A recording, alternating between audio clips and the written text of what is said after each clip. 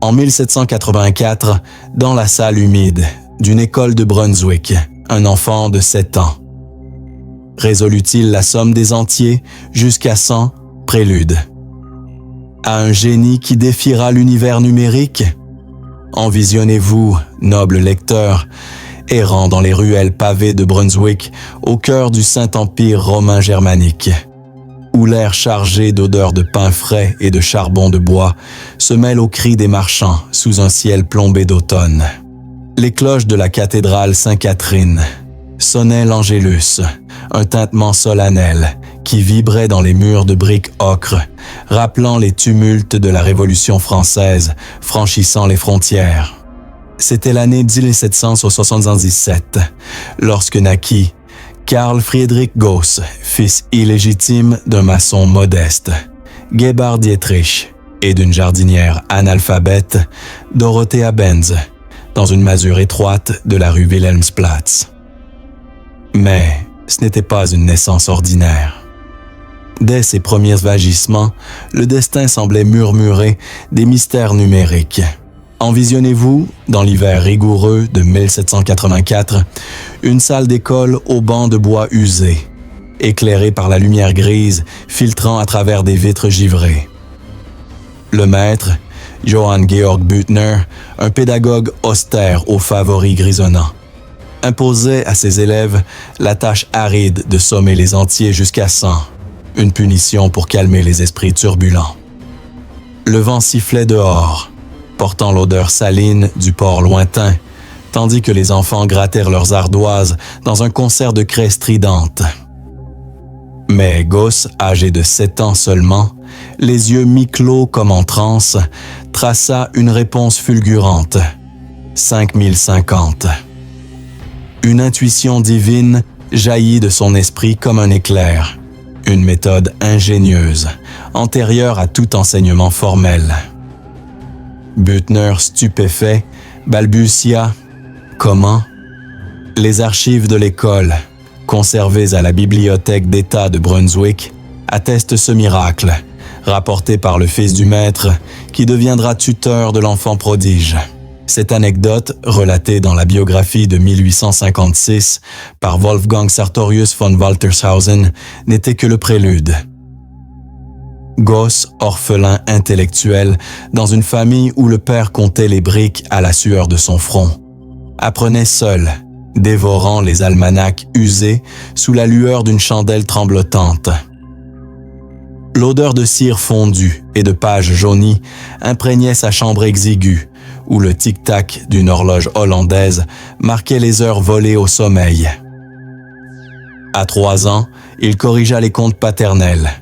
À 9, il réinventa la loi de Bode pour les distances planétaires, notant dans un cahier froissé « Les orbites dansent en harmonie ».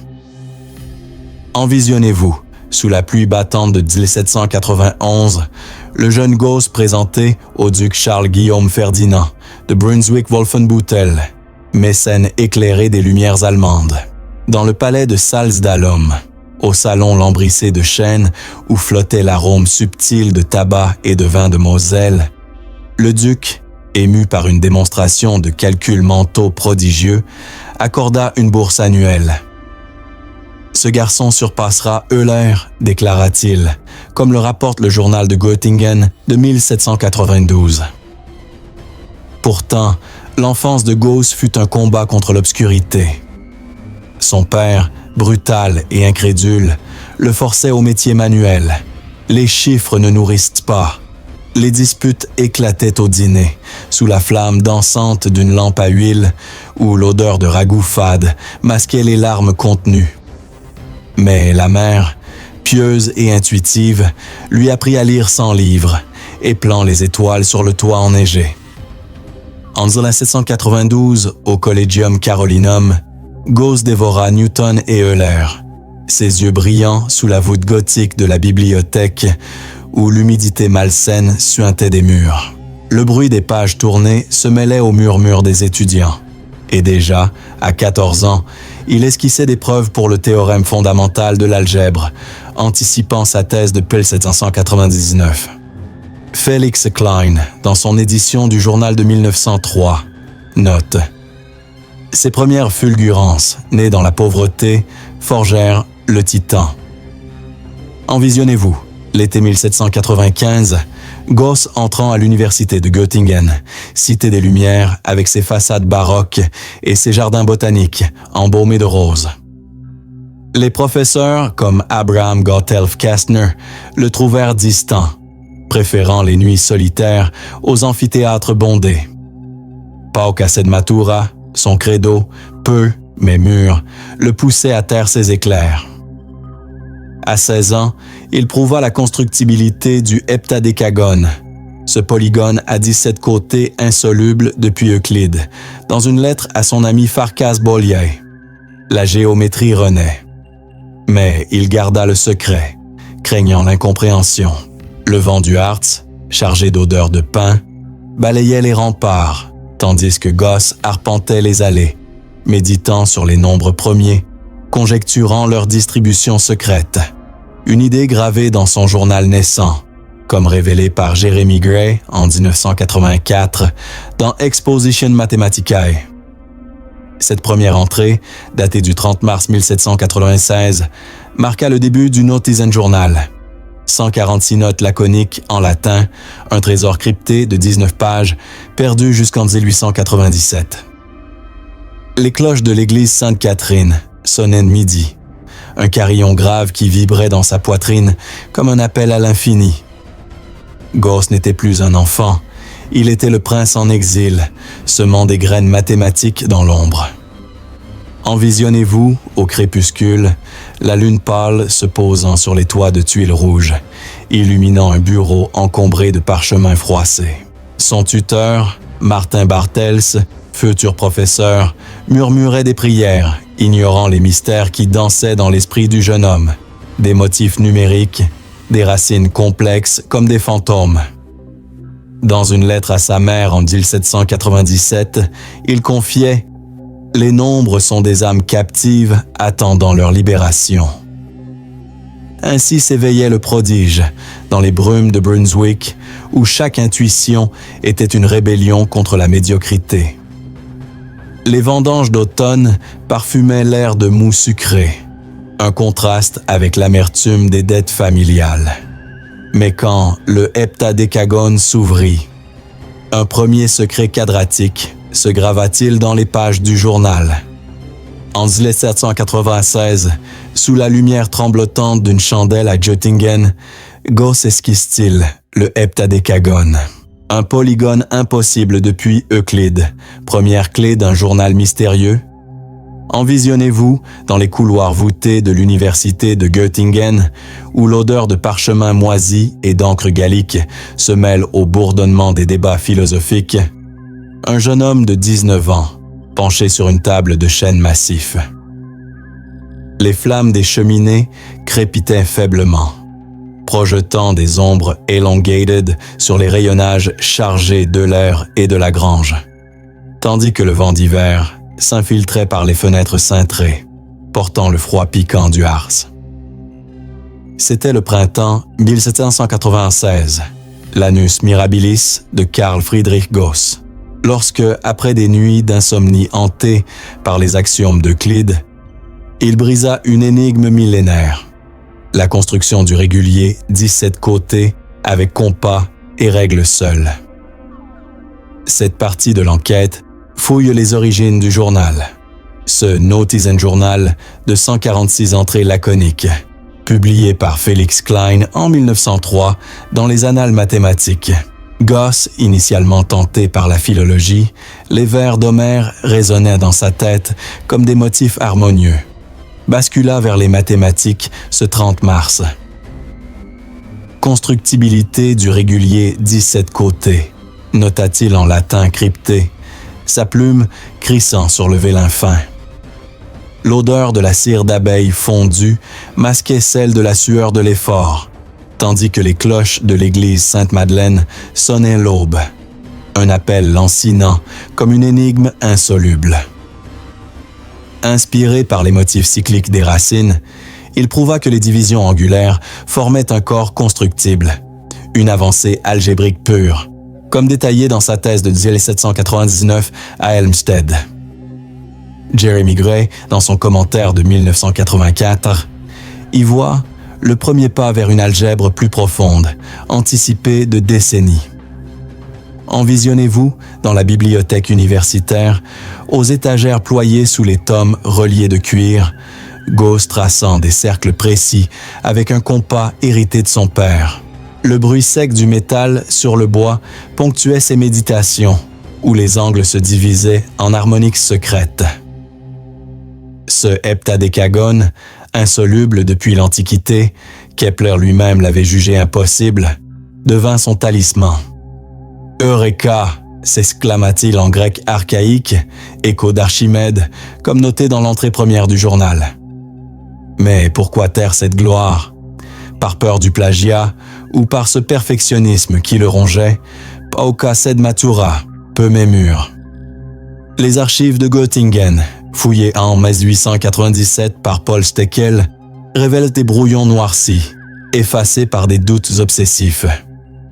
L'air chargé d'humidité automnale suintait des murs de pierre, rappelant les caveaux où Gauss méditait sur les nombres premiers, conjecturant en 1796 leur densité secrète, une distribution suivant une courbe logarithmique, une perle non publiée jusqu'à la fin du siècle, avancée à l'été 1796.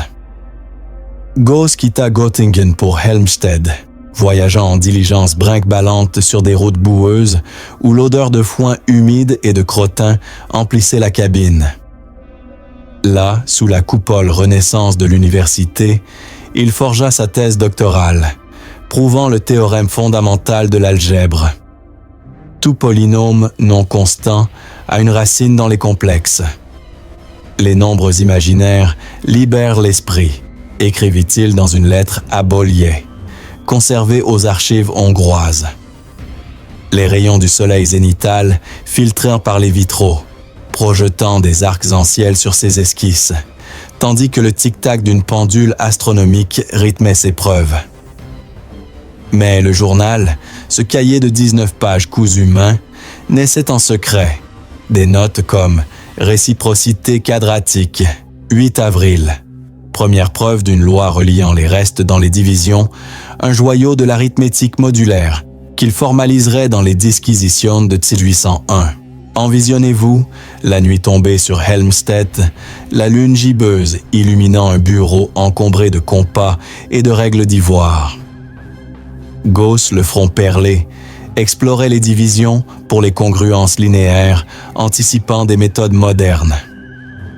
L'odeur de la terre mouillée montait des jardins, symbole de racines enfouies. Son ami Bolyai, futur pionnier, partageait ses veilles, ignorant que Gauss esquissait déjà des doutes sur le postulat des parallèles d'Euclide, une géométrie alternative, notée en 1797 comme si la géométrie euclidienne n'était pas la vraie. Klein, en 1903, y décèle les germes de la non-euclidienne, publiée posthumément. Les cloches de minuit carillonnaient, un glas pour les axiomes sacrés. Pourtant, la solitude pesait. À Göttingen, Kästner le snobait comme un jeune présomptueux. Gauss se repliait dans des sonnets grecs, confiant à son journal « Les nombres sont des dieux muets ». En 1797, entrée 18. Tout entier positif et somme de 3 motifs triangulaires, prouvant une ancienne conjecture avec un « Eureka » triomphant. L'odeur d'encre fraîche imprégnait les pages, masquant l'angoisse de l'inédit. Envisionnez-vous, l'hiver 1798, la neige saupoudrant les toits, le froid s'infiltrant dans les eaux, tandis que Gauss liait une moyenne harmonieuse aux intégrales elliptiques. Une entrée de 1799, ouvrant un nouveau champ d'analyse, comme il l'annonça. Le bruit du vent dans les cheminées évoquait des spirales infinies. Bientôt, le duc mourut à la bataille d'Auerstedt en 1806, mais sa bourse survécut. Gauss, en 1799, doctorat en poche, rentra à Brunswick, où les rues festives des vendanges masquèrent la pauvreté. Dans une lettre à Olbers, il confia La mathématique est ma croix et mon salut. L'enquête de Gray révèle, ces notes latines, cryptiques pour les profanes, encodaient un univers. Mais quand la réciprocité quadratique s'éclaboussa, une conjecture sur les primes se forma-t-elle dans l'ombre des méditations? En mai 1796, dans un manuscrit froissé de Göttingen, Gauss conjecture-t-il la densité des primes, un mystère qui dormira un siècle dans son journal oublié.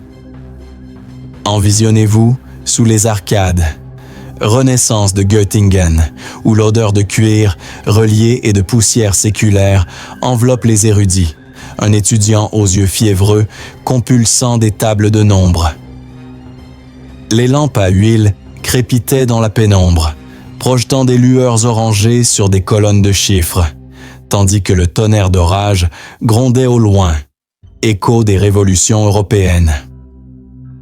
C'était l'été 1796, lorsque Carl Friedrich Gauss, âgé de 19 ans, entreprit une cartographie empirique des nombres premiers, ces atomes indivisibles de l'arithmétique, dont la distribution défiait depuis Ératosthène. Cette partie explore les mystères numérologiques du journal, où l'entrée du 31 mai 1796 esquisse une densité suivant une courbe logarithmique, une conjecture non prouvée jusqu'à la fin du siècle par Hadamard et de la vallée Poussine. Gauss, dans sa mansarde au plafond bas, grattait des milliers de nombres sur des feuilles volantes, l'odeur âcre de la sueur mêlée à celle du papier bon marché. Le bruit de la pluie, martelant les tuiles, rythmait ses méditations. Les primes suivaient un motif décroissant, 1 en 4 pour les premiers 100, 1 en 6 pour les milliers, conjecturant une raréfaction harmonieuse. Les primes dansent en logarithme, nota-t-il en latin elliptique, comme décrypté par Klein en 1903. Les archives de l'université, fouillées en 1897, révèlent des brouillons tachés d'encre, où Gauss affinait son approximation empirique, anticipant Riemann en 1859. Envisionnez-vous l'automne pluvieux de 1797, Gauss arpentant les jardins botaniques, où l'odeur humide de feuilles pourrissantes masquait ses tourments. Seul, il visualisait les primes comme une nébuleuse cosmique, reliant leur fréquence à une exponentielle naturelle. Une lettre à Bolyai, datée de novembre, confie « Les nombres premiers sont les battements du cœur de Dieu ». Le vent froid du Lein balayait les allées, portant des murmures de Kant et de Fichte. Mais Gauss préférait l'isolement, méditant sur des listes étendues. Son journal, Entrée 20, lit cela à la réciprocité quadratique, une loi unifiant les restes dans les divisions, prouvée en avril 1796, un joyau reliant les mystères modulo. Gray, en 1984, y voit le fil conducteur vers des fonctions plus profondes. Les hivers de Göttingen étaient impitoyables, neige accumulée sur les remparts, chandelles fondant vite dans le froid. Gauss, emmitouflé dans une cape usée, notait des asymptotes pour la densité des primes, observant que les écarts oscillent autour d'une courbe secrète. L'odeur de poêle à charbon envahissait sa chambre, où le tic-tac d'une montre de poche, cadeau du duc, marquait les heures perdues. Pourquoi ne publier? Par doute, sans preuve rigoureuse, c'est vanité, écrivit-il en 1788. Pourtant, ces conjectures influencèrent Legendre, qui cita Gauss anonymement en 1808. Envisionnez-vous, la nuit de Noël, 1796, les chants lointains des carillons se mêlant au grattement de sa plume, une table de primes étendue, où les irrégularités, paires jumelles comme 11 et 13, enterrent ses rêves comme des spectres. Avancez à Mkul 801. Les Disquisitiones Arithmeticae, fruit du journal, formalisent l'arithmétique modulaire avec un symbole pour les congruences, révolutionnant la théorie des nombres. Mais les primes y dorment, non explicitées, Le bruit des presses à Leipzig résonnait dans les rues, où l'odeur d'imprimerie fraîche annonçait la gloire. Gauss, à Brunswick, relisait ses notes, conscient que son estimation logarithmique prédisait l'infini. Klein note en 1903. Ces pages jaunies contiennent le germe d'un grand théorème. Les cloches de Pâques, 1800 carillonnaient, un hymne à la résurrection mathématique. Pourtant, la mélancolie rôdait. La mort du duc en 1806 le laisserait orphelin de mécènes. Gauss confiait à Olbers « Les primes me tourmentent comme un amour non avoué. » Envisionnez-vous, le printemps 1799, les cerisiers en fleurs parfumant l'air, tandis qu'il liait prime à une fonction ancienne d'Euler, une intuition flashée. L'odeur de terre labourée montait des champs, symbole de semences enfouies. Son journal, entrée 50, esquisse des groupes de primes, préfigurant des découvertes futures. Mais quand l'arithmétique modulaire s'étendit, une géométrie alternative se dessina-t-elle en silence? En 1797, dans les marges d'un cahier à Helmstedt, Gauss doute-t-il du postulat des parallèles. Une hérésie géométrique qu'il scellera dans son journal secret? Envisionnez-vous sous les voûtes gothiques de l'université de Helmstedt, où l'odeur de pierre humide et d'encens rance persiste des messes matinales. Un doctorant aux traits creusés par l'insomnie, griffonnant des axiomes tordus. Les vitraux projetaient des éclats colorés sur le sol dallé, tandis que le vent d'Est, chargé de la menace napoléonienne, sifflait aux encadrements. C'était l'hiver 1797, lorsque Carl Friedrich Gauss, à 20 ans, attaqua le 5e postulat d'Euclide, les parallèles immuables, semant les graines d'une révolution géométrique dans son journal naissant. Cette partie décrypte les ombres non euclidiennes, révélées posthumément dans les entrées de 1817 et lettres à Beaulieu.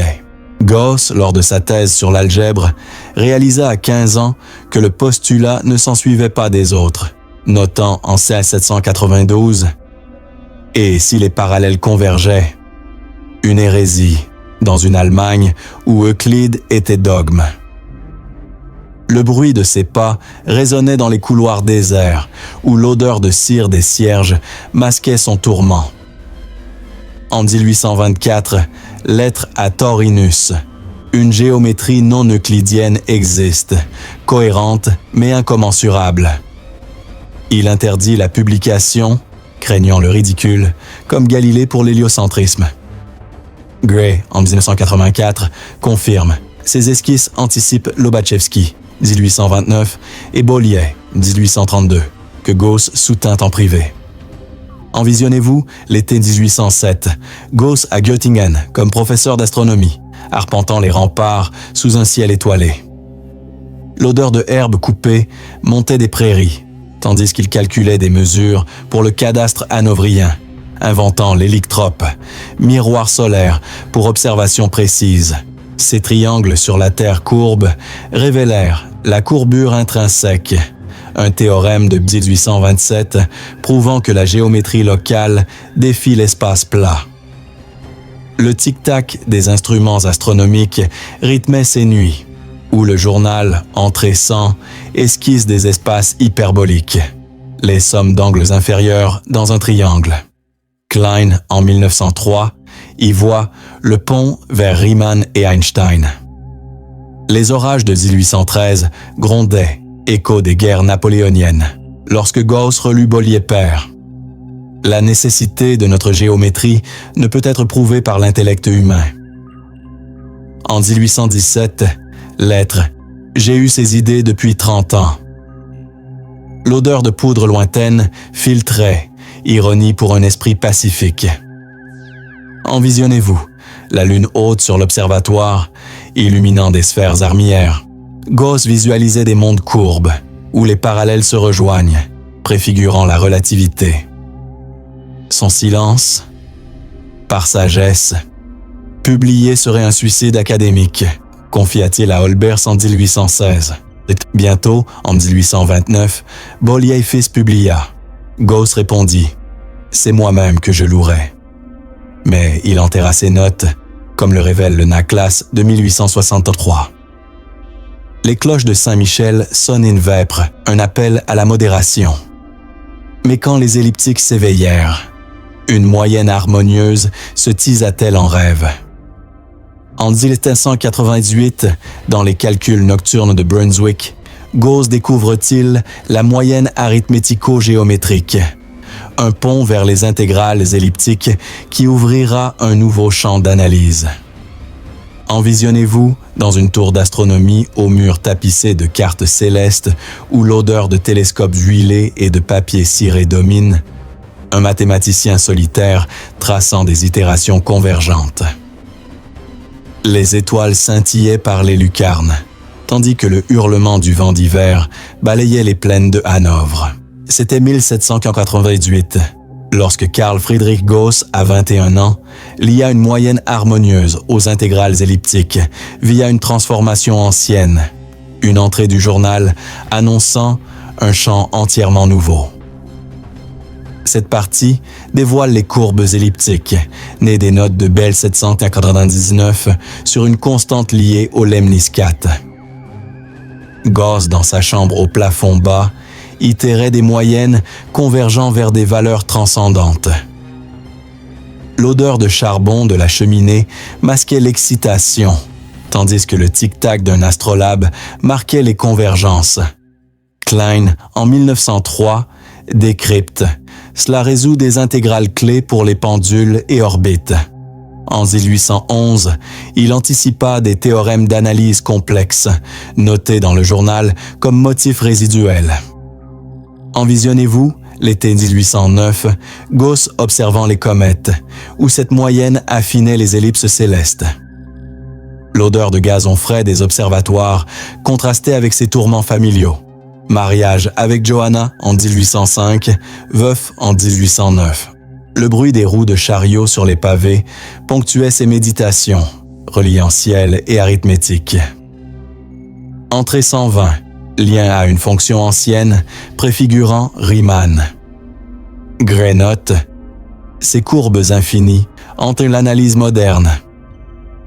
Les printemps de Göttingen refleurissaient, mais Gauss doutait, publiant peu.